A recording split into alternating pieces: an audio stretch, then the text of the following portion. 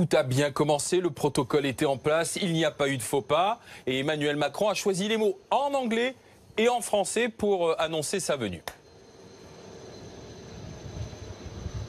Et c'est inhabituel parce que les présidents français, quand ils arrivent ici, ne s'expriment pas à l'aéroport en arrivant. Emmanuel Macron a vraiment un petit peu dérogé à la tradition en venant devant le micro à la fois en anglais et en français pour dire à la fois à quel point il était honoré d'être reçu par le président des États-Unis, honoré d'être le premier à avoir le droit au faste d'une visite d'État. C'est la première fois que depuis que Trump est au pouvoir qu'il reçoit un chef d'État étranger avec les fastes d'une visite d'État. C'est plus qu'une visite officielle. Et néanmoins, Emmanuel Macron a tenu aussi d'entrée à envoyer un message politique puisqu'il a dit en français, il ne l'avait pas dit en anglais, c'est intéressant, cette petite phrase que nous venons d'entendre, qui n'a l'air de rien, mais qui est lourde de conséquences quand on pense aux relations entre les deux pays.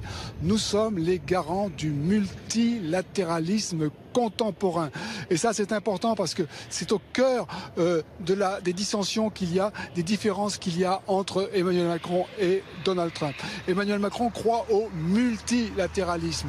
Plusieurs pays ensemble, organisations internationales, l'ONU, les grands traités, les accords sur le climat, accords sur l'Iran, alors que lui, Donald Trump, croit à l'unilatéralisme, au bilatéralisme, America First, des accords simplement bilatéraux entre le pays.